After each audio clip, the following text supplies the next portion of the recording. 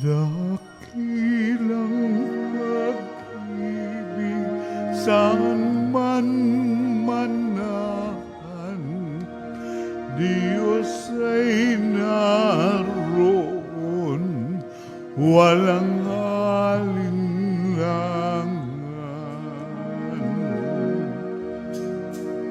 Tinipon tayo sa pagmamahal ng ating pong si Jesus. Tayo'y lumigaya sa pagkakaisa sa Haring nakapako sa krus. Dakilang pag-ibig saan man manahan, Diyos ay naroon, walang alinlangan. Sa ngalan ng Ama at ng Anak at ng Espiritu Santo, Amen. ang pagpapala ng ating Panginoong Hesukristo, ang pag-ibig ng Diyos Ama, at ang makikipagkaisa ng Espiritu Santo, naway sumainyong lahat. At sumaiyo rin.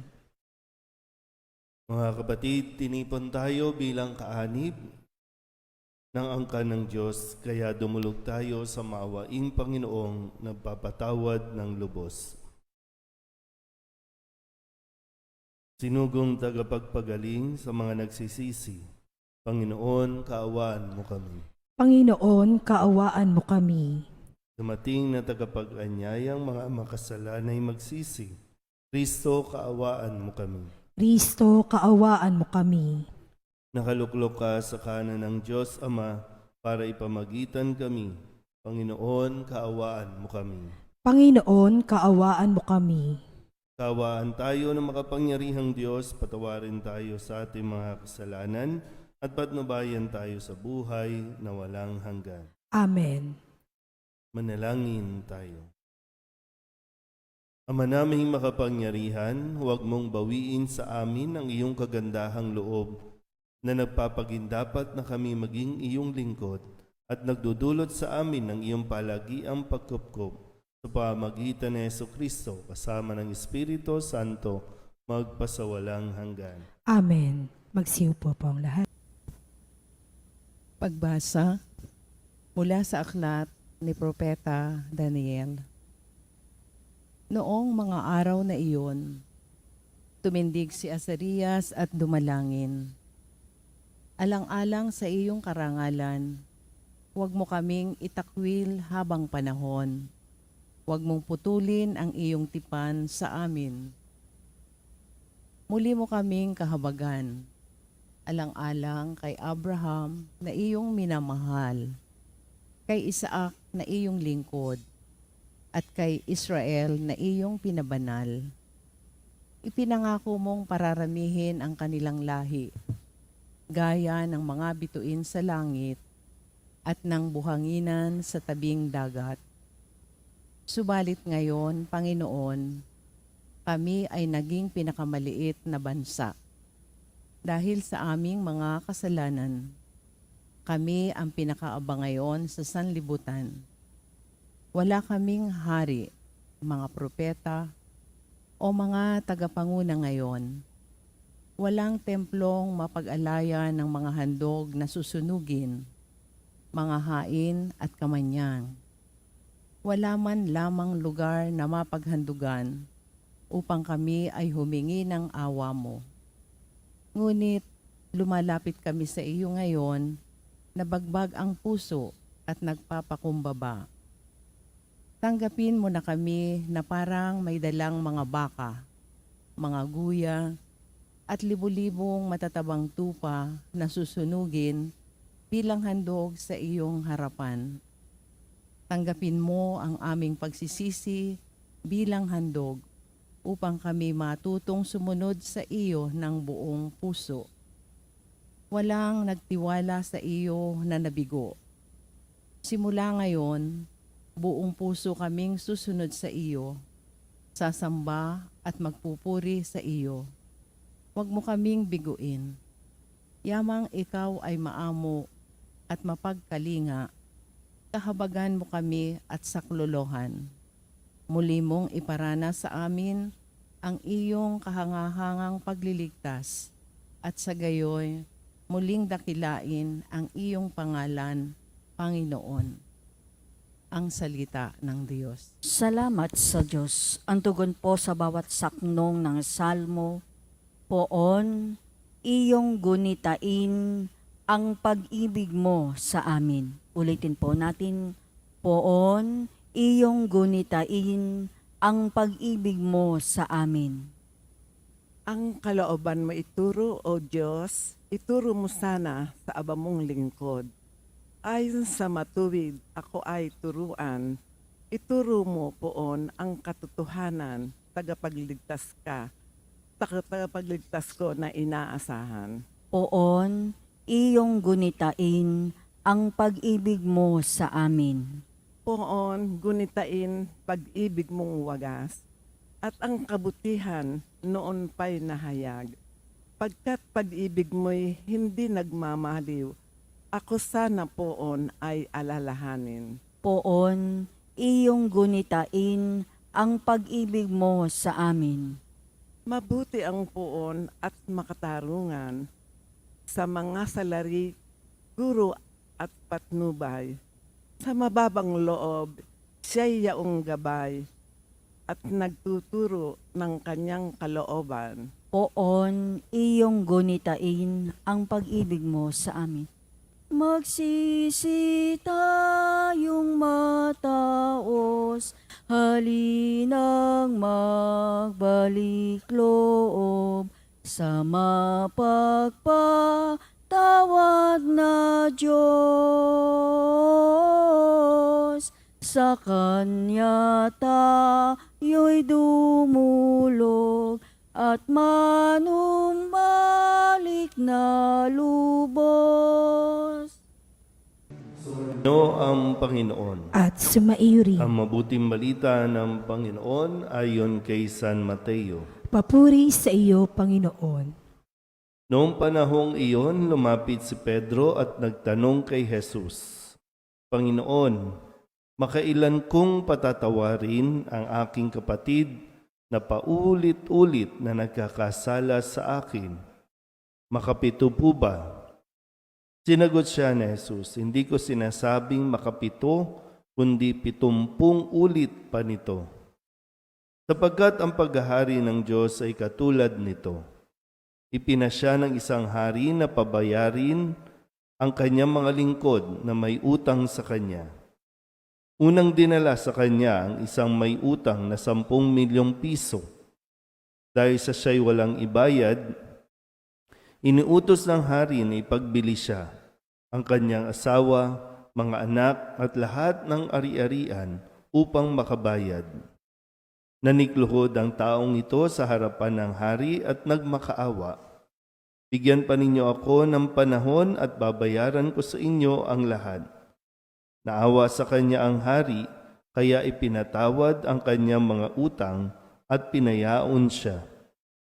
Ngunit pagkaalis niya roon ay nakatagpo niya ang isa sa kanyang kapwa-lingkod na may utang na 500 piso sa kanya. Sinunggaban niya ito at sinakal. Sabay wika, magbayad ka ng utang mo. Naglumuhod iyon at nagmakaawa sa kanya. Bigyan mo pa ako ng panahon at babayaran kita. Ngunit hindi siya pumayag. Sa halip, ipinabilanggo niya ang kanyang kapwa-lingkod hanggang sa ito'y makabayad. Nang makita ng kanyang mga kapwa-lingkod ang nangyari, sila'y labis na nagdamdam. Pumunta sila sa hari at isinumbong ang nangyari. Kaya't ipinatawag siya ng hari. Ikaw, napakasama mo, sabi niya. Pinatawad kita sa utang mo sapagkat nagmakaawa ka sa akin. Nahabag ako sa iyo, hindi ba dapat ka ring mahabag sa kapwa mo? At sa galit ng hari, siya'y ipinabilanggo hanggang sa mabayaran niya ang kanyang utang. Gayun din ang gagawin sa inyo ng aking amang nasa langit kung hindi ninyo patatawarin ang inyong kapatid. Ang mabuting balita ng Panginoon. Pinupuri ka namin, Panginoong Heso Kristo. Isang magandang umaga po sa inyong lahat. Tayo po ba ay kaisa ni Pedro sa tanong na ilang beses po ba akong magpapatawad?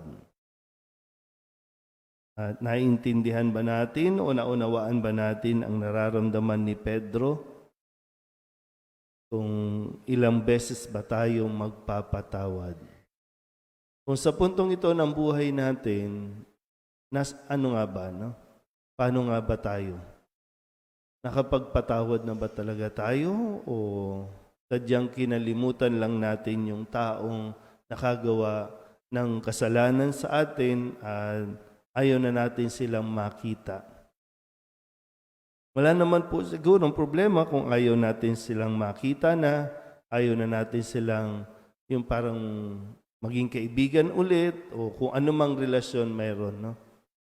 Pero ang sinasabi lang ay itinuturo ni Jesus kay Pedro at maging sa atin ngayon na ang pagpapatawad ay hindi dapat ipinagkakait.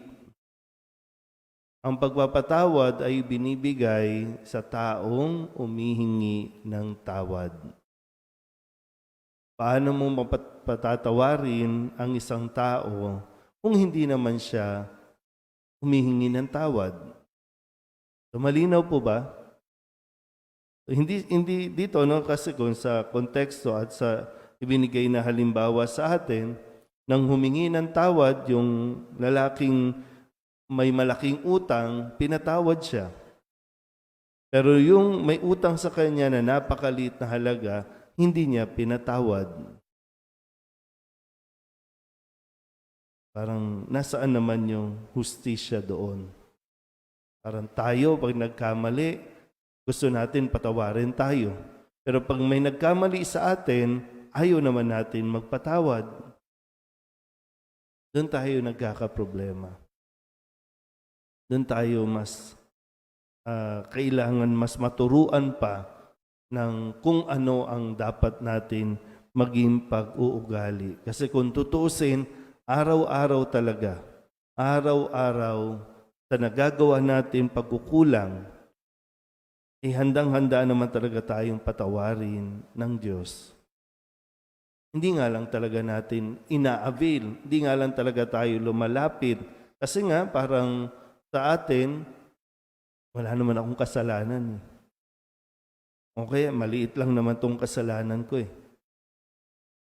Pero mas nakakalungkot kapag hindi mo nakikita ang pangangailangan na magpatawad. Dahil hindi rin tayo patatawarin ng ating Diyos amang nasa langit. Ito yung nililinaw ni Jesus sa atin. Gayun din ang gagawin sa inyo ng aking Ama. So kung magpapatawad tayo, patatawarin tayo ng ating Diyos Ama. Kung hindi tayo magpapatawad, hindi rin tayo patatawarin. Ano? Pero yung pagpapatawad po ay isang pagpapalaya sa atin pong pagkaalipin dulot ng mga taong gumawa ng hindi maganda sa atin. Ando na yun, no? Given na nasaktan tayo, given na nahirapan tayo,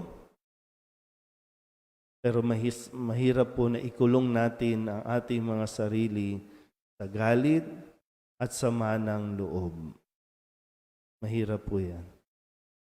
Lalo lang natin pahirapan ang ating sarili na minsan nauuwi pa sa hindi magandang gawain, nauuwi pa sa mas malala.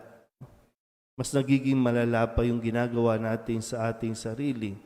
Na minsan yung gusto mong gumanti, gusto mong parusahan yung taong yun. Tandaan po natin ulit, ha? Hindi naman po, no, sinasabing wag nating damahin yung ginawa sa iyo, no? Pero kung dito, ang sinasabi sa atin, kapag lumapit, kapag humingi ng tawad, patawarin. Yan, di ba? Sabi din ni Jesus, kung alam mo, no? Kung alam mong mayroong sama ng loob sa iyo, puntahan mo, makipag-ayos ka na.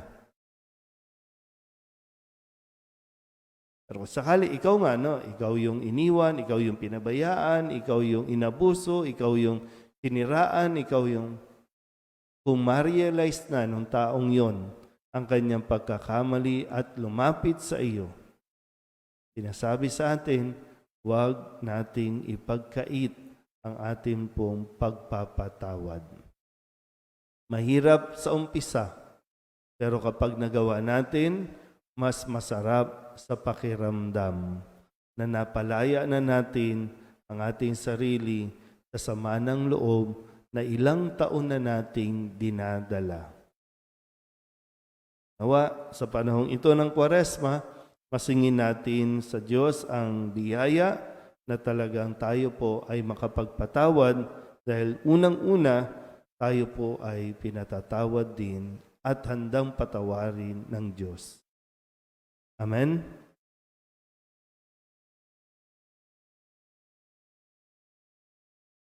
Manalangin tayo sa Diyos upang tayo ang kanyang bayang nakararanas ng kanyang pagpapatawad ay maghatid ng kagalakan ng pagkakasundo sa mundo. Ang ating pong itutugon, Panginoon, dinggin mo ang aming panalangin. Panginoon, dinggin mo ang aming panalangin.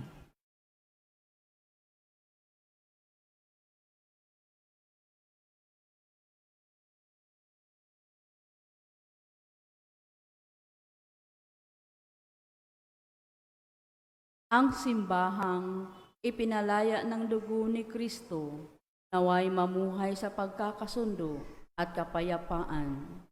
Manalangin tayo sa Panginoon. Panginoon, dinggin mo ang aming panalangin. Ang simbahang Kristiyano, naway mapagsama sa ilalim ng nag-iisang ibanghilyo ng pag-ibig. Manalangin tayo sa Panginoon. Panginoon, dinggin mo ang aming panalangin. Ang mga mag-asawa, naway matutong magpatawad at umunawa sa isa't isa. Manalangin tayo sa Panginoon. Panginoon, dinggin mo ang aming panalangin. Ating lahat nawang matutuhan ang habag ni Jesus upang tayo ay makapagpatawad sa isa't isa mula sa puso. Manalangin tayo sa Panginoon. Panginoon, dinggin mo ang aming panalangin. Ang mga yumaong tapat sa Panginoon, naway magtamasa ng kapayapaan sa kaharian ng Diyos. Manalangin tayo sa Panginoon. Panginoon, dinggin mo ang aming panalangin. Idulog din natin sa Panginoon ang ating mga personal na kahilingan at mga panalangin para sa ating mga pamilya, kasama ang mga kahilingan ng mga nanonood sa online. Lahat ng mga misang pasasalamat, special na intensyon at mga kaluluwa na inihiling na ipagdasal sa misang ito.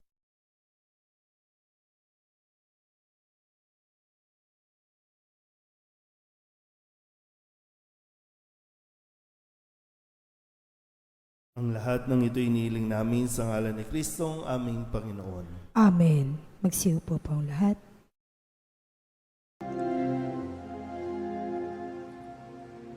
Buksan ng aming puso, turuan mong mag-alam sa bawat pagkukuro,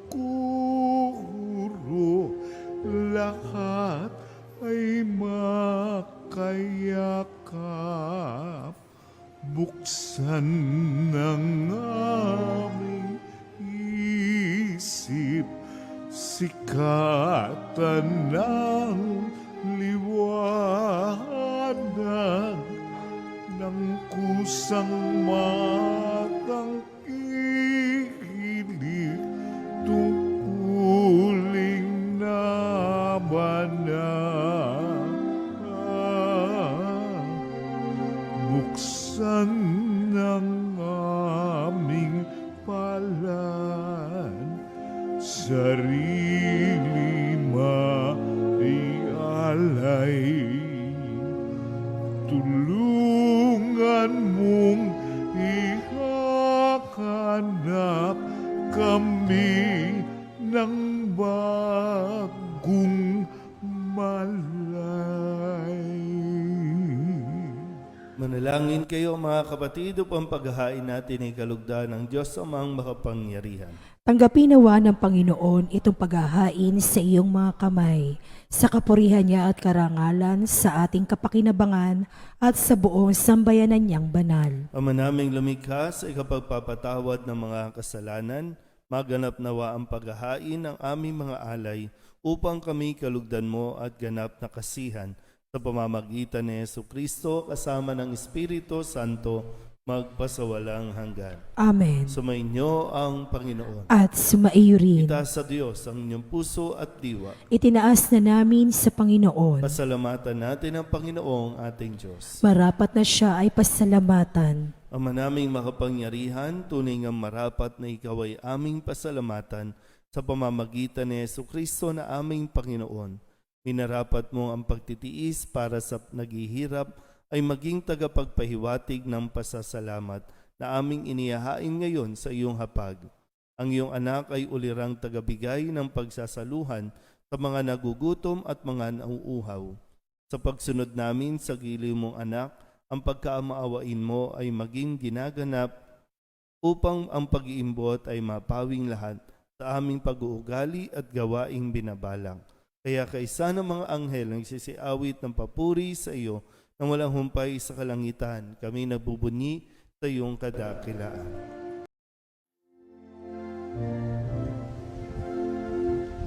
Santo, Santo, Santo, Panginoong Diyos na makapangyarihan, napupuno ang langit at lupa ng kalwalhatian mo.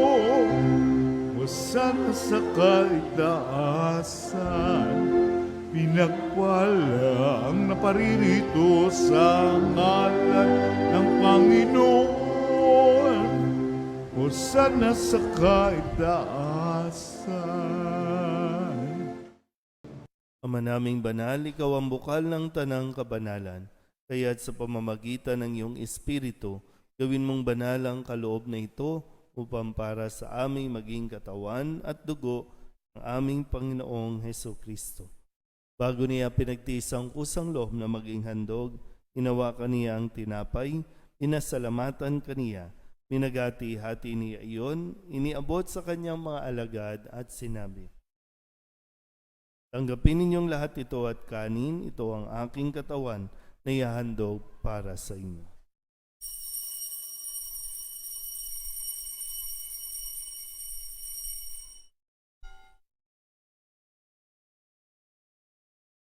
Gayun din naman nang matapos ang hapunan, hinawakan niya ang kalis, muli kaniyang pinasalamatan.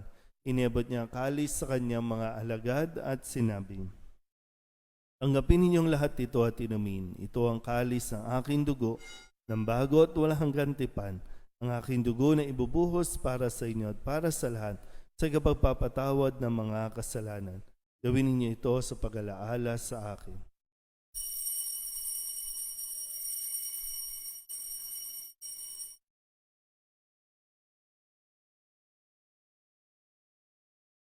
Ipagbunyi natin ang misteryo ng pananampalataya. Si Kristo'y namatay, si Kristo'y nabuhay, si Kristo'y babalik sa wakas ng panahon. Ama, ginagawa namin ngayon ang pag-alaala sa pagkamatay at muling pagkabuhay ng iyong anak, kaya tiniaalay namin sa iyo ang tinapay na nagbibigay buhay at ang kalis na nagkakaloob ng kaligtasan. Kami napapasalamat dahil kami iyong minarapat na tumayo sa harap mo para maglingkod sa iyo.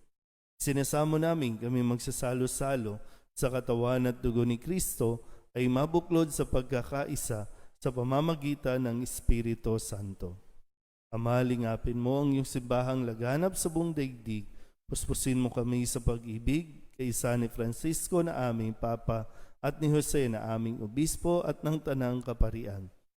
Alalahanin mo rin ang mga kapatid naming nahimlay na may pag-asang sila'y muling mabubuhay kaya hindi ng lahat ng mga pumanaw. Hawaan mo sila at patuloyin sa iyong kaliwanagan. Hawaan mo at pagindapating kaming lahat na makasalo sa iyong buhay na walang wakas.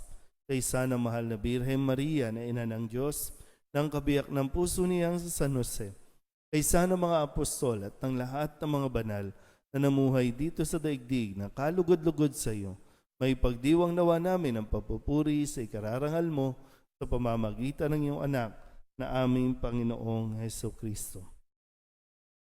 Sa pamamagitan ni Kristo, kasama niya at sa Kanya, ang lahat ng parangal at papuri ay sa iyo, Diyos amang makapangyarihan, kasama ng Espiritu Santo, magpasawalang hanggan. Amen.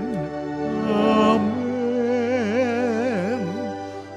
Amen.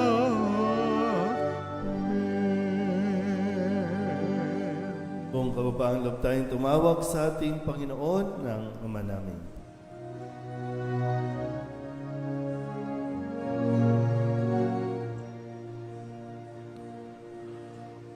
Ama namin, sumasalangit ka, sambahin ang ngalan mo. Mapasa amin ang kaharian mo, sundin ang loob mo dito sa lupa para lang sa langit. Bigyan mo kami ng aming kakanin sa araw-araw at patawarin mo kami sa aming mga sala para ng pagpapatawad namin sa nagkakasala sa amin.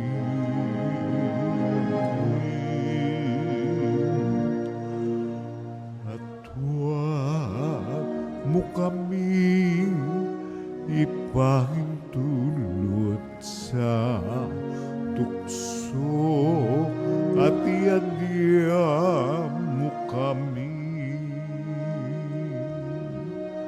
sa lahat ng masama.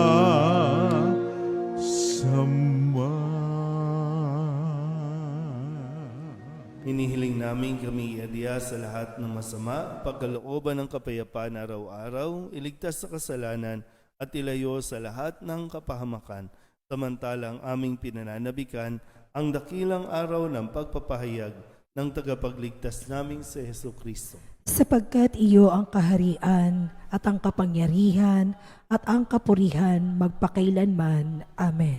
Panginoong Hesukristo, sinabi mo sa iyong mga apostol, kapayapaan ang iniiwan ko sa inyo, aking kapayapaan ang binibigay ko sa inyo. Tunghen mo ang aming pananampalataya at huwag ang aming mga pagkakasala. Pagkalooban mo kami ng kapayapaan at pagkakaisa ayon sa iyong kalooban, kasama ng Espiritu Santo, magpasawalang hanggan. Amen. Ang kapayapaan ng Panginoon ay laging sumainyo. At sumaiyo rin. Magbigayan po tayo ng kapayapaan sa isa't isa.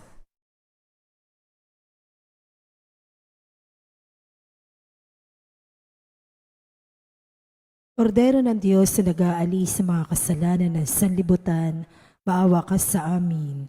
Kordero ng Diyos na nag-aalis sa mga kasalanan ng sanlibutan, maawa ka sa amin. Kordero ng Diyos na nag-aalis sa mga kasalanan ng sanlibutan, ipagkaloob mo sa amin ang kapayapaan. Magsilod po ang lahat. Ito ang kordero ng Diyos. Ito ang nag-aalis ng kasalanan ng sanlibutan. Mapalad ang mga inaanyayahan sa kanyang piging. Panginoon, hindi ako karapat-dapat na magpatuloy sa iyo, ngunit sa isang salita mo lamang ay gagaling na ako. Katawan ni Kristo, Amen.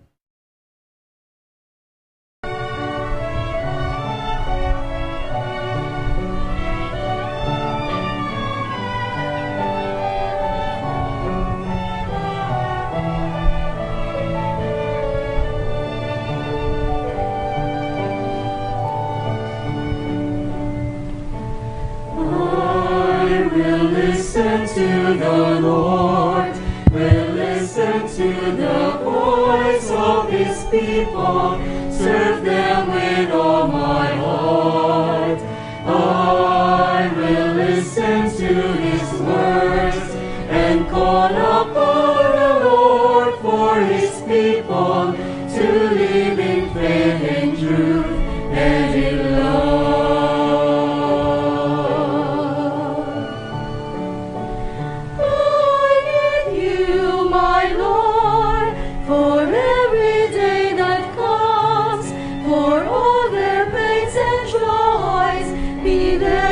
Understand, they may seek you, my Lord, and reach into your hands. May you comfort their sorrows and heal their wounded hearts. I will listen to the Lord, will listen to the voice of His people, serve them with all my heart.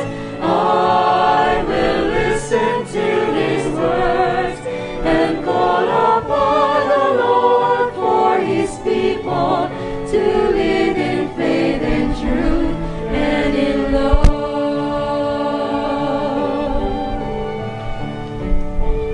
I'm calling you, my Lord, show them your truth and love.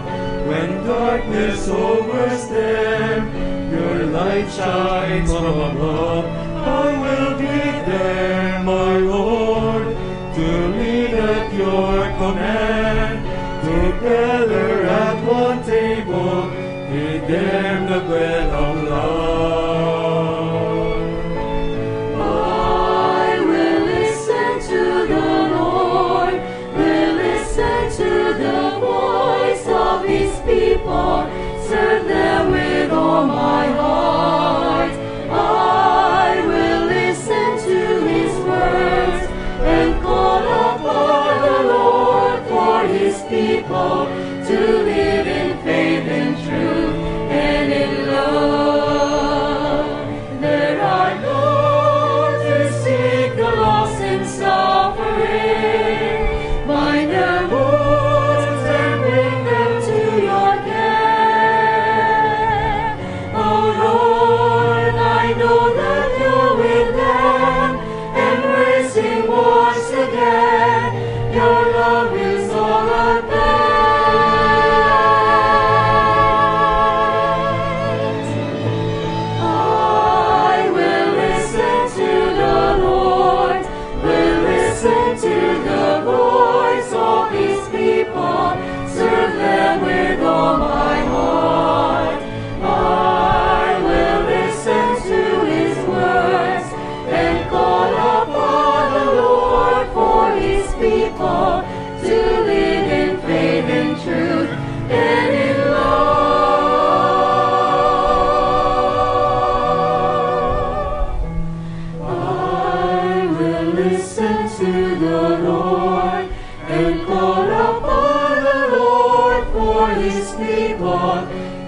live in faith and truth. And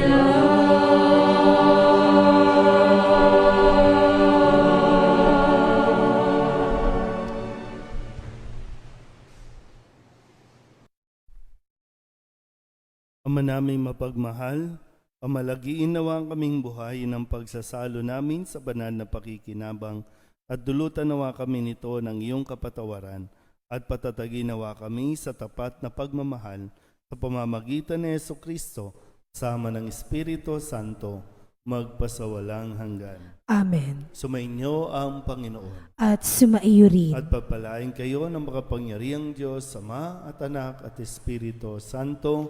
Amen. Tapos na ang banal na misa, humayo tayo sa kapayapaan ni Kristo. Salamat sa Diyos. Magandang umaga po. Good morning. Father.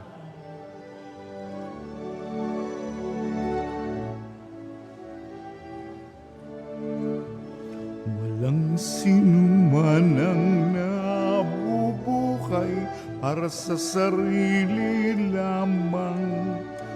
Walang sinuman ang namamatay para sa sarili lamang. Tayong lahat ay may pananagutan sa isa't isa. Tayong lahat ay tinipo ng Diyos na kapiling.